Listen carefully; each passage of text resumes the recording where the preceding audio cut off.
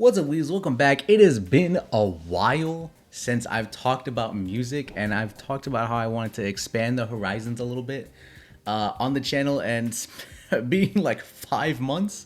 5 months since I've talked about anything musically, which is a little coincidental, seeing what we're going to get into today.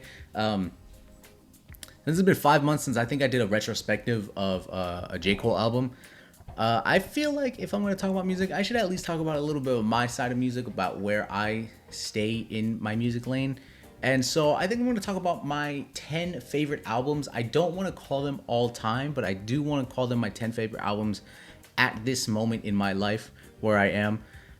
I kind of took a while to do this because I think I planned this video like over a year ago, to be honest, and then I just lost sight of it, and I was trying to collect them as vinyls, but didn't really go hunting that often, so I kind of just put it to the sideline for a long time. But we can start now. I finally have 10 of them with me. Where are they? I have my 10 vinyls with me. There's one for you right there. We'll talk about Paramore in a little bit, but I'll put them right there so we can see something. But I do have some honorable mentions. I'm gonna put right here above them. One of them was Paul Wall's People's Champ. I mean, it's Paul Wall, baby. It's Paul Wall. My first Paul Wall album. A lot of people's first Paul Wall album. It's just mid 2000s South rap. I mean, come on. Speaking of Southside rap, which I think I explained in the J. Cole video, South Coast rap is probably my favorite. But the second honorable mention I have is Back Again for the First Time, Ludacris. That's an album. That's an album. And finally, the last one I have is the only other rock, I guess. I never know what to call them anymore. But by the way, by Red Hot Chili Peppers. That's the only other rock album I have in the honorable mentions. The other two were rap albums. I just couldn't find them. The last record store I went to that had everything didn't have them, so I didn't get them. But I think it's time we dive in. We have 10 albums to go through. We're gonna be here for a while, but let's talk some music. All right, so the first record I have is J. Cole's. Oh God, where's the lighting? J. Cole's 2014 Forest Hills Drive. This is an important album in the set, and it's why I'm putting it first, because this is the first album where I really sat down and listened to the album, to the songs. This is the first album I really put on and actually, used my ears. I didn't just put on a hit and just bang out to the hit. Nothing like that. I actually sit down, listened, and comprehended and processed every song. And it's the first album to hit me like that. So it's very important to me. It's crazy to think that this album's gonna hit 10 years in December. Oh, this is how I correlate it. This came out December 9th because it came out the same day as Destiny won The Dark Below. So I put this album on the same day I was playing that DLC. So that's how I remember. That's how I remember this album. Its release date, just because of The Dark Below from Destiny. But it is a very important album in my music listening journey. I know 10 years ago I was 16. I know 16 to start listening to music and comprehending music is maybe a little late for some, but that's when I started. I was very much just a hit listener as a child growing up, and into most of my teens. But this is the first one where I started. It really had a lot of songs that hit. Love Yours and '03 Adolescence were the two that really hit me. Love Yours kind of just on a personal level hit me really well, and then Adolescence kind of hit me with the story in that song and how it kind of pertains to a couple things in this one's haul. And I mean, those ones hit definitely the most. But I think if we're gonna talk about actually certified bangers, I'm talking Tale of Two Cities, Get Off My Dick, Fire Squad. Those are my top three. Those got to be the top three for me. They're my favorite songs. They're the songs I'm gonna go to first if I'm gonna put on the album. I understand No Role Models was the biggest song, but these are my three favorites. No Role Models is still a good song. This is one of those albums, and I think a lot of these albums are gonna be in the way of I like all of these songs, but I did pick a handful of favorites when I talk about these songs. So and when I actually list my favorite songs on here, that's not me saying I don't like any of the other songs. That's me just picking the baddest out of the bunch. You know what I mean? And 2014, that's what I got. That's the album that started it all for me, and that's the album that kind of led me down the path to these other 9. Next on the list, I have, oh god, the lighting's still kind of bad. Slipknot self-titled from, I think it's 99. I think it came out in 99. But this is still to this day my favorite Slipknot album. This is my favorite metal album. Just because Slipknot, obviously that was my first metal / new metal band as a child, and that was when they were playing. I know Before I Forget was like the big hit, but I don't really remember the album name off the top of my head. But this is when I started to come back and retroactively listen to music I used to listen to and hear it. This is the one I stuck to a lot, especially the first 5 or 6 tracks. Speaking of first 5 or 6 tracks, this album actually holds my favorite Slipknot album, Sick, in it, which comes off a very good intro and has just some of my favorite riffs, because if for some reason for me in my listening world, a lot of metal and rock songs, I kind of judge them mostly off of the guitar riffs in them, and if they hit, it's easily a hit song for me. And that's kind of how I really listen to my metal songs and how I grade them. If they have good vocals, which I mean Corey Taylor has amazing vocals, good riffs, everybody in this band does their job immaculately, and it really just puts a good staple in the metal scene that I grew up with. So bands like this, Limp Bizkit, Korn. Shout out to my 4 Puddle of Mud fans, by the way. Those bands like that. That's what really put it on the map for me. Songs like Before I Forget and Devil and I. But this album is really what hits for me, and it's one of my favorite albums in the list. The number 3 album I have is Zoo, Denzel Curry. I think if you're about my age, in your mid-20s, going into 30s, you vividly remember like the 2016. I think it was 2016. I think it was the 2016 Double XL Cypher, where everybody knows that was the one. That was the one that had everybody. That had Uzi, it had Kodak Black, it had Denzel, it had Designer. A couple names that blew up, that absolutely blew up. Denzel being one of them. Obviously, after that song came out, really, even before that, Denzel was really only known for Ultimate, and that's kind of where I started my Denzel journey, like everybody else. But it ended up becoming my favorite version of Denzel, and that's what Zoo gives a lot of. Zoo gives a lot of that aggressive, hard Denzel Curry that he really puts into his songs. And that's not to say I don't like Melt My Eyes. I don't remember the entire name of that album, if we're gonna be honest. But that's what puts Zoo above Melt My Eyes for me. It's just that hard hitting, aggressive Denzel Curry that I really like, and it has songs like Wish, Birds with Rick Ross. That gives me that's a good Rick Ross on that song too. That's a good Rick Ross. And then Shake. Those are probably my 3 favorite songs on that album. They're really good. I really enjoy it. It's kind of just more.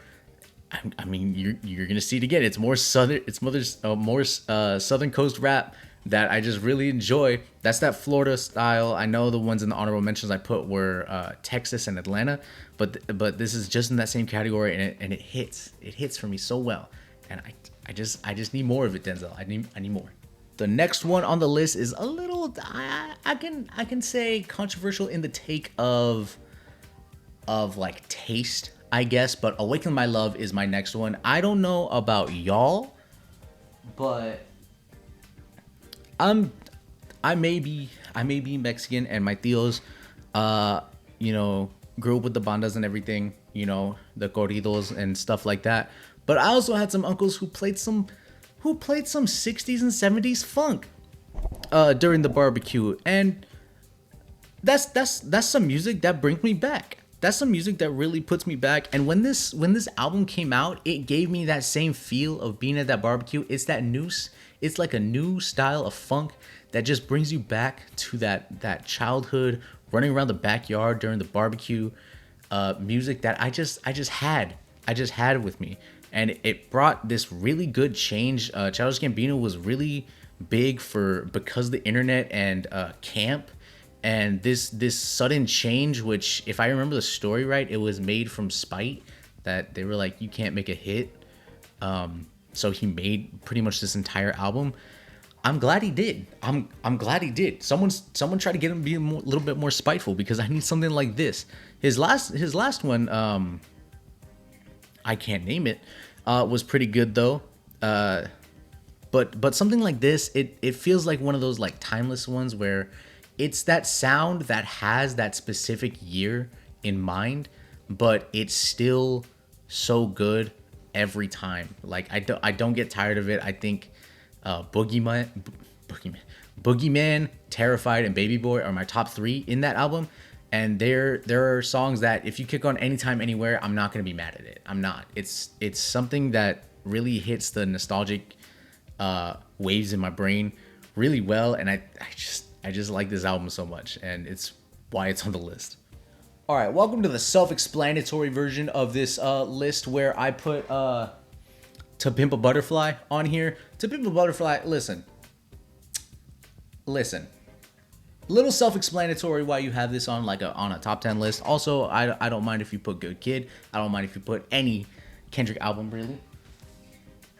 I'm gonna be honest. I mean, putting whatever Kendrick album you want doesn't really change how you see as a Kendrick fan.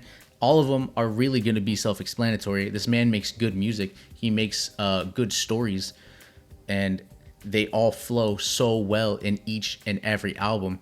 I think if I was not to get to Pimp Butterfly, I think Good Kid, Mad City would definitely be the next one to get.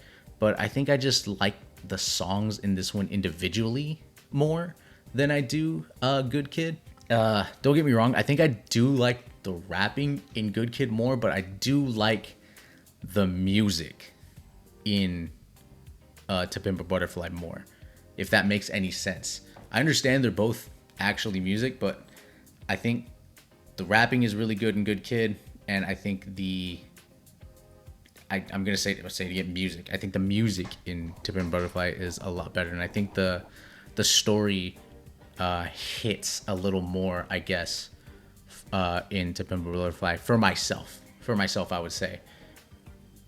But when I talk about music, I'm talking about my favorite songs like These Walls, Complexion, and How Much a Dollar Costs. Those are probably my top three. It was really hard. I would say this one was the hardest for me to choose the top three for this because of just how good the whole album is for me.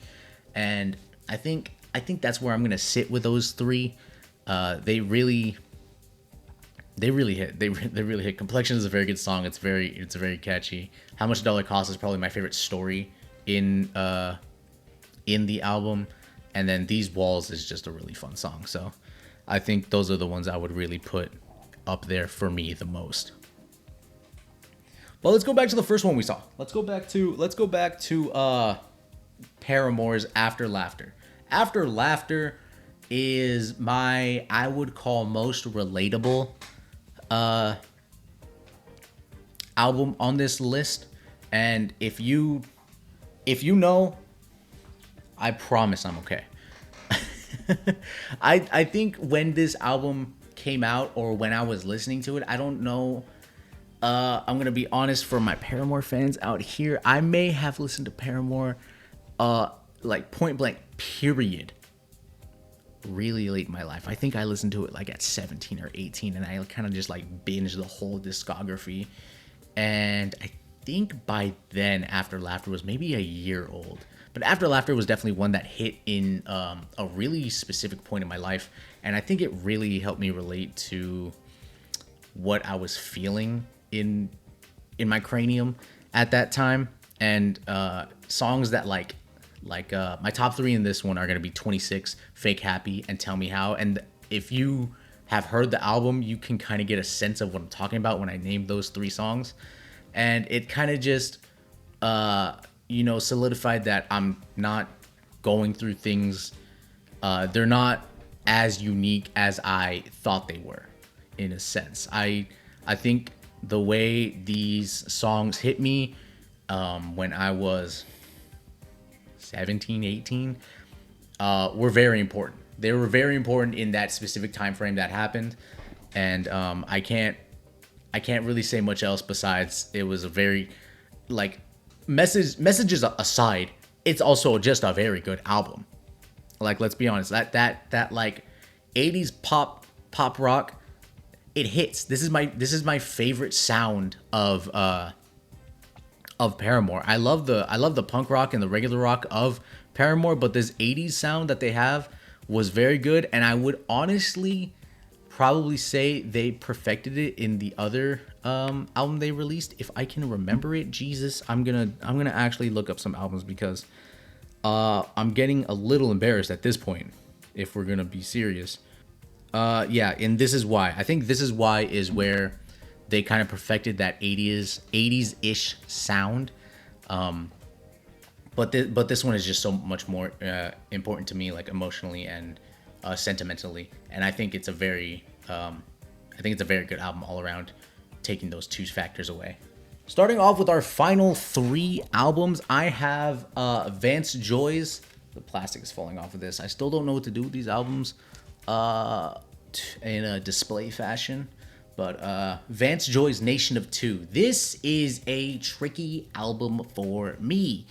I listened to this album when I was first falling in love. And this being like love song, love story album really hit. This album really hit for me during that specific time frame, and it really elevated those emotions. And by the time I was done falling in love and fell out of love, I still loved the album. So I guess that made me feel like it really meant something to me. These songs still really mean something to me. And it didn't, like stay attached to specific things or specific time frames. It just really reminded me of what being in love was like.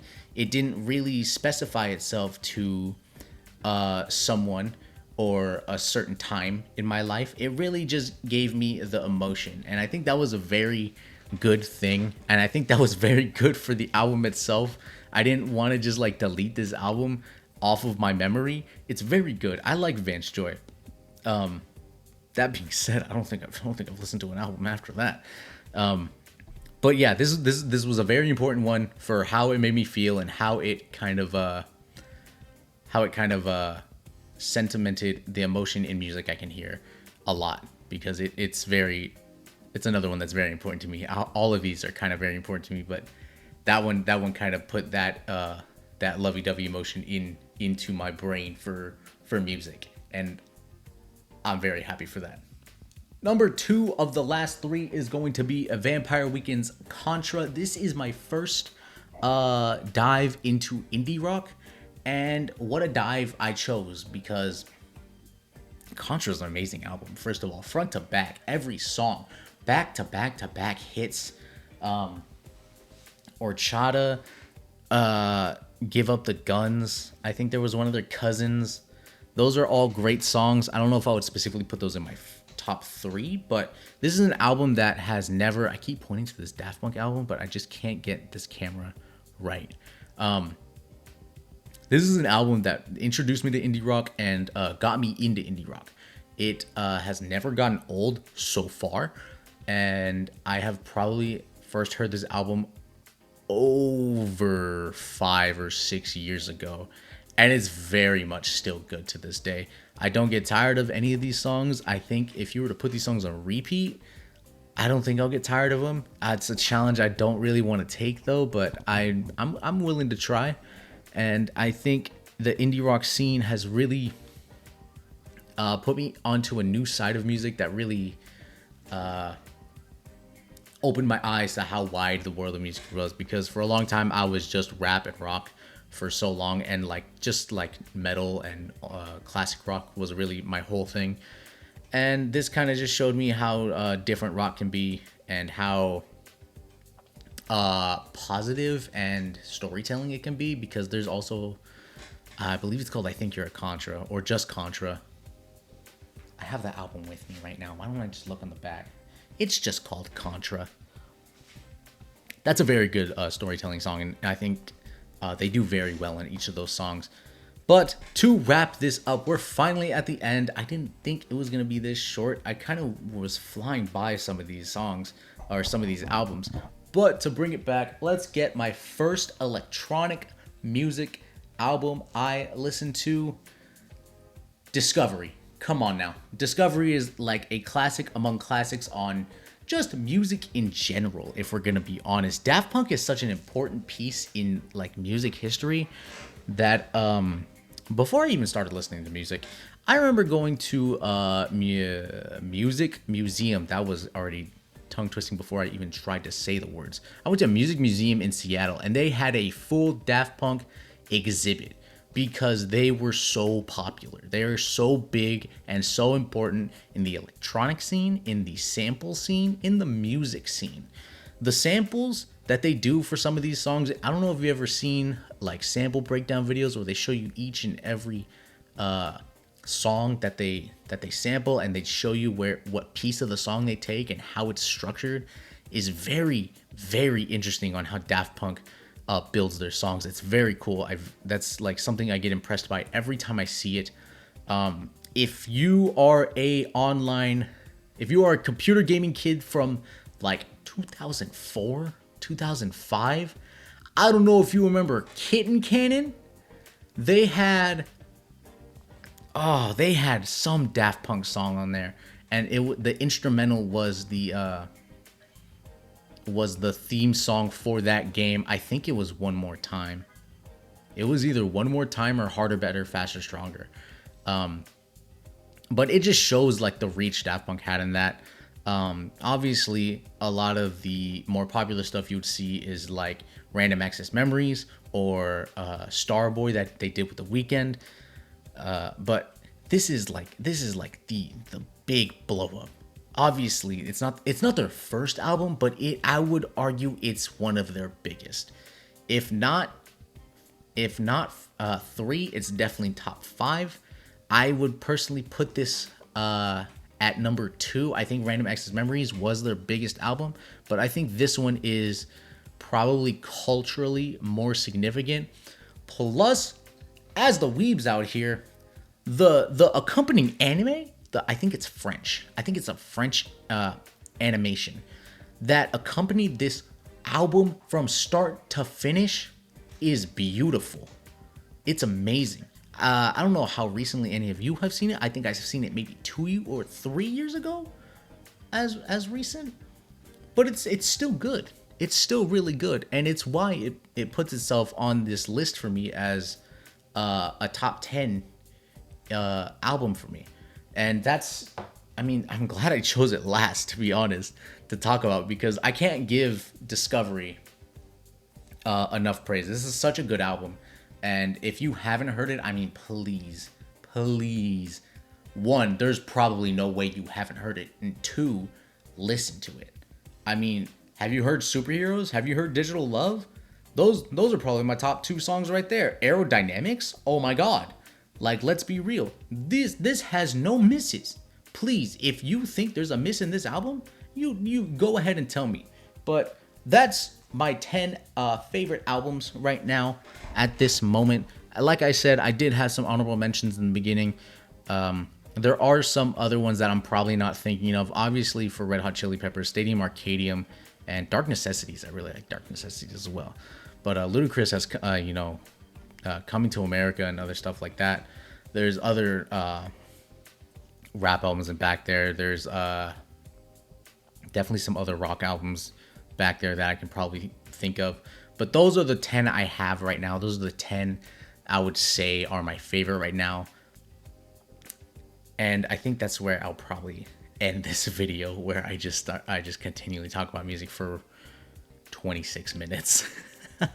What are some of your favorite albums? Please let me know, because I like talking music. As much as I've said, and in the 10 years, 10 years that I've been listening to music, I love finding new things. So please let me know. Hit me in the comments. If you like the video, make sure to like it. I will catch you guys later.